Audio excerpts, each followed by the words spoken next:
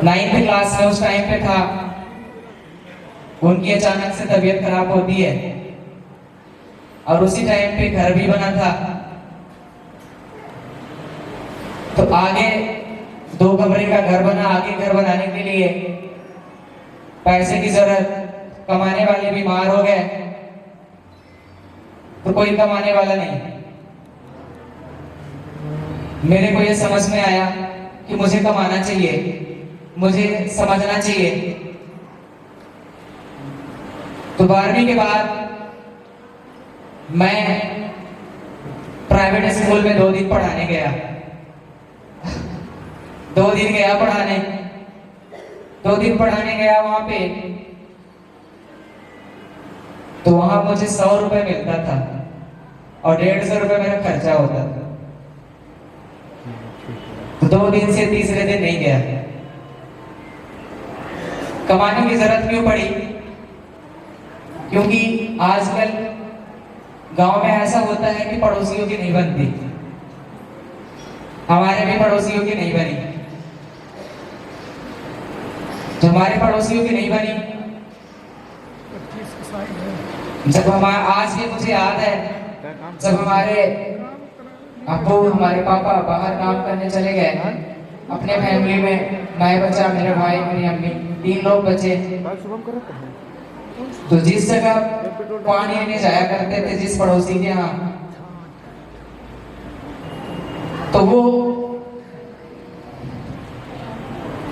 रास्ते में कीचड़ कर दिया करती, जिससे जब जाते हैं तो जाते हुए ना बनता, रास्ते में बैल बांध दिया करते।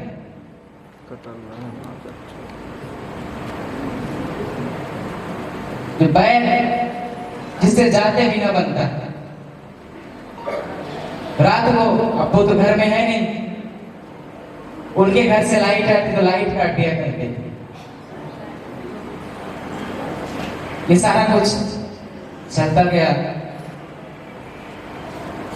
चलता काफी दिनों तक चला, ये सारा कुछ सिलसिला चला ये। लेकिन जब हद से पार हो जाता है, इंसान नहीं चाहता। फिर हम लोग उनके यहाँ जाना छोड़ दिए। यहाँ से हमारी ऑफिस इतना दूर है, इतना दूर हम लोग पानी लेने जाया करते थे।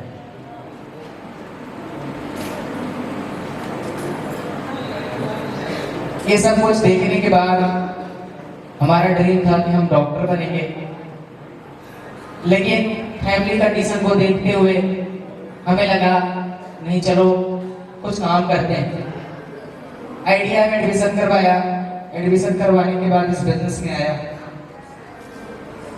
बिजनेस में आया, बाई चांस आया। एक वही किसी की सोच लेके आया कि जाएंगे 10-15 हजार रुपए कमाएंगे, जहां से कुछ हम घर के हालात अपने सुधार सकते हैं। पहले दिन ट्रेनिंग लगाया, बहुत अच्छा लगा। मैंने बोला, मुझे तूने पहले क्यों नहीं बुलाया, जिसने मुझे बुलाया था। दूसरे दिन ट्रेनिंग हुई, जैसे आपको बताया जाता होगा एस क्या होता है।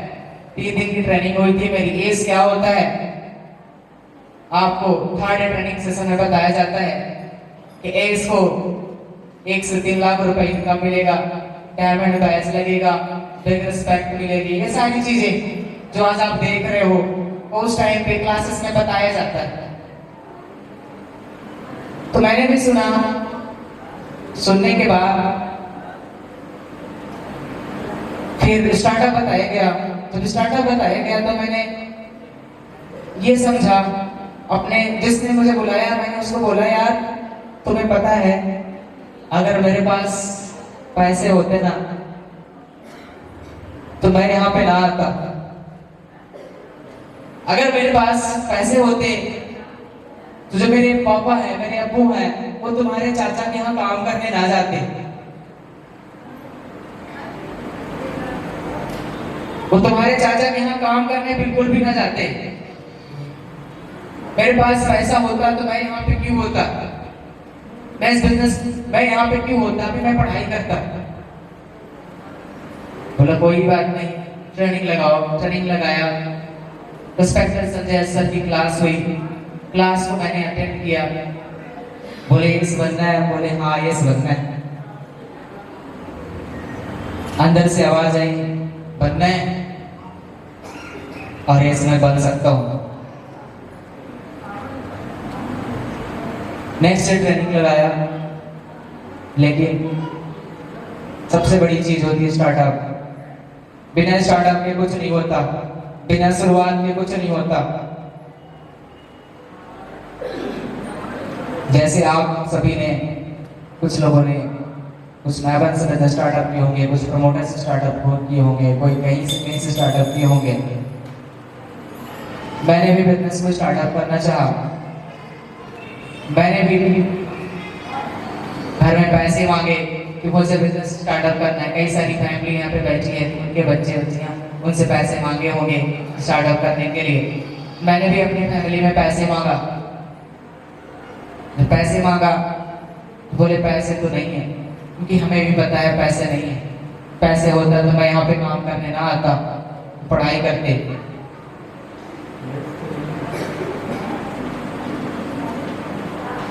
उस टाइम के बाद मैंने अपने मामा के पास फोन लगाया। मामा से बोला मुझे पैसे चाहिए, स्टार्टअप करने के लिए, बिजनेस करना है। मामा ने बोला पैसे नहीं।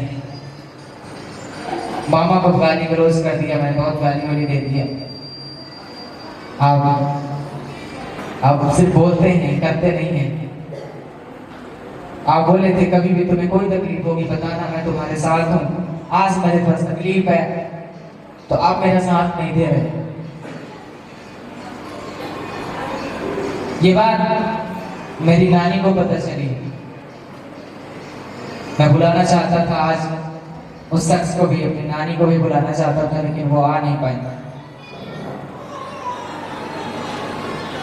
ये बात उसको पता चली, उसने फोन लगाया, बोला क्या तकलीफ हो गई, तुम अपने मामा को ऐसा क्यों बोल रहे थे।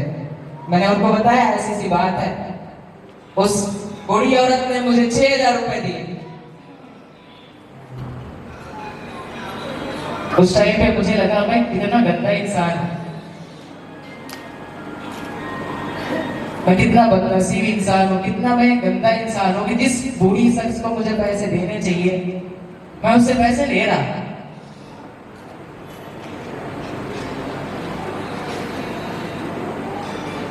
एक टाइम के लिए मैंने मना कर दिया, मुझे नहीं लेना पैसे।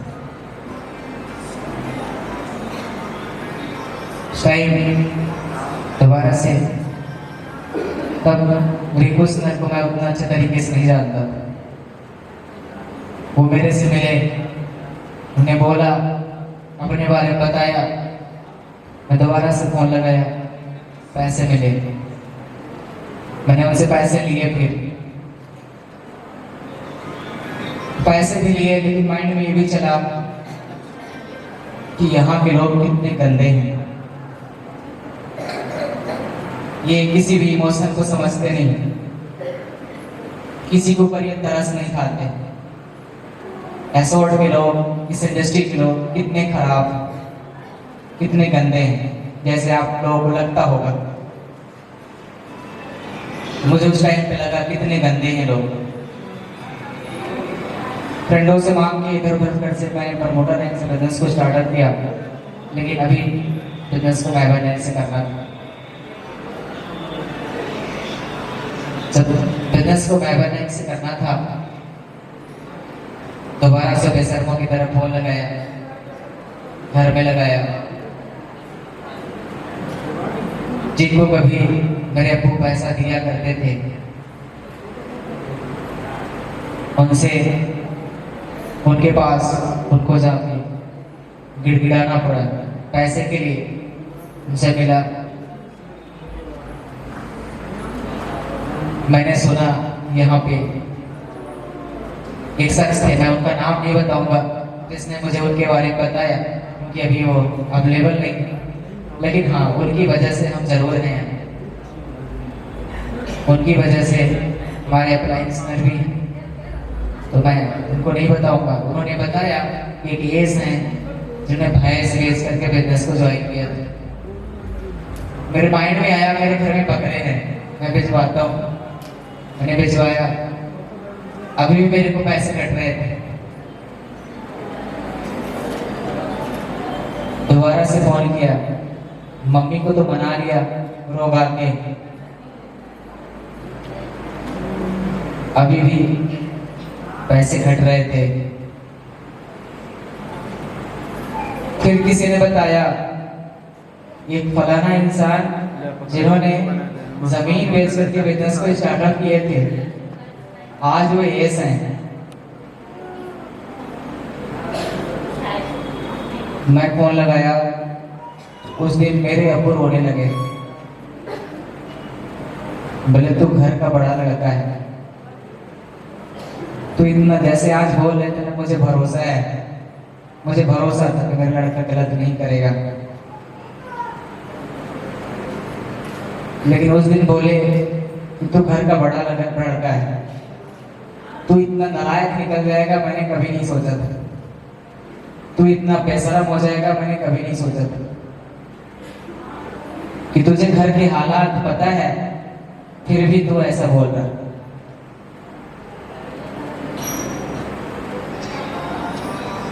मैंने जिद किया, केस को गिरवी रखवाया और बिजनेस को स्टार्टअप किया। और जब मैंने बिजनेस को स्टार्टअप कर लिया, जैसे आज बोले कि मुझे किसी और से कोई फर्क नहीं पड़ता, लेकिन फर्क पड़ता है, फर्क पड़ता है। क्यों?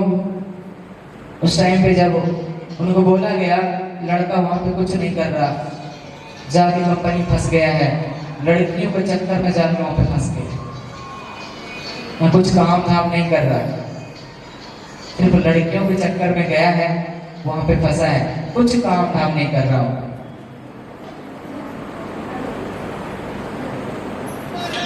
उसको बुला लीजिए, आज केतली भी रखवाया है, कल भिजवा देगा, घर भी भिजवा देगा।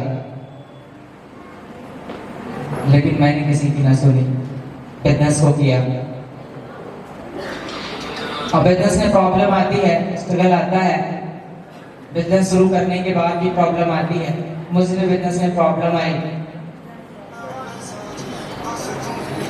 मेरे अब्बू मुझसे 8,000 रुपए मांगे थे पैसे, कि तुम काम कर रहे हो, मुझे 8,000 रुपए दो। मैंने बोला ठीक है मैं दूंगा। लेकिन जब मैं 8,000 रुपए उनको, उस टाइम पे मैं नेवन था, मैं 8,000 रुपए उनको नहीं दे पाया।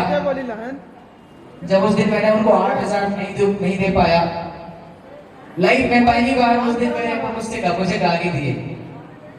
नहीं कोई इंदराज में काम कराई ले, आज तक नहीं करवाई ले, बोलन का हो गया। मेरे अब्बू कभी मेरे से ऊंची आवाज तक नहीं बोले थे, कभी उन्होंने आज तक मुझे मेरे ऊपर हाथ नहीं उठाया।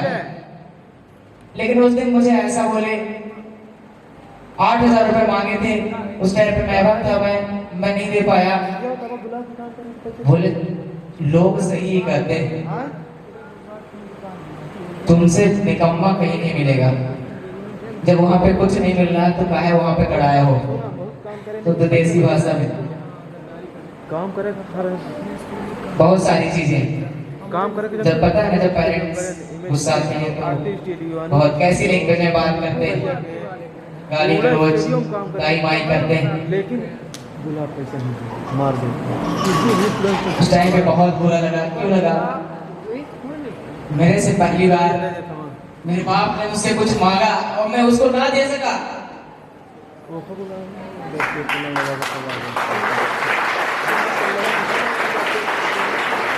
उस गुस्से में वो बाहर चले गए, काम करने चले गए, जबकि बीमारी की स्थिति में वो काम करने बाहर में चले गए।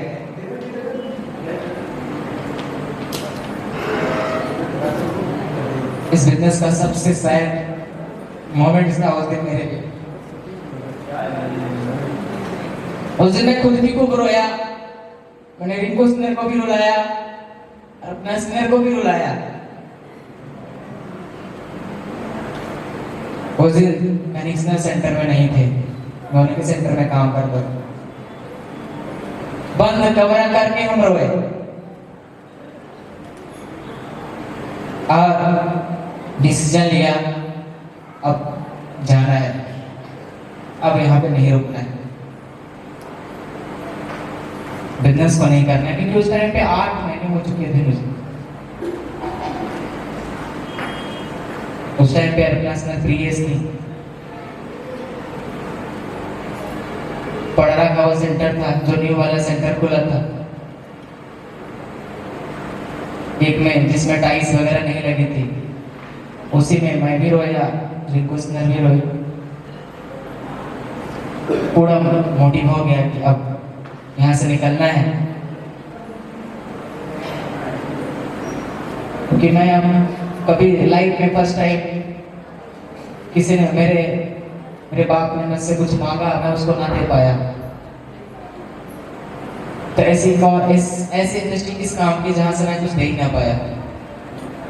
बेशक बड़े बड़े सपने हैं यहाँ पे, ये बनने के बाद मैं लाभ कमाऊंगा, सब कुछ करूंगा, लेकिन जब आज मैंने उनको ना दे पाया तो फिर मेरे कमाई का फायदा ही क्या है। पूरा डिसीजन बना, एसोर्ट से निकलना है, भागना है, निकल जाना है। लेकिन इतना अप्रूवल भी दिए थे, चिल्ला चिल्ला के बोले थे कुछ करना है, लाइफ में कुछ करना है।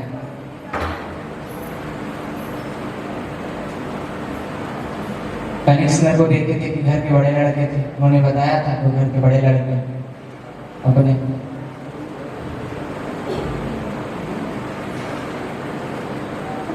मैंने भी सोचा मैं भी बड़ा लड़का हूं।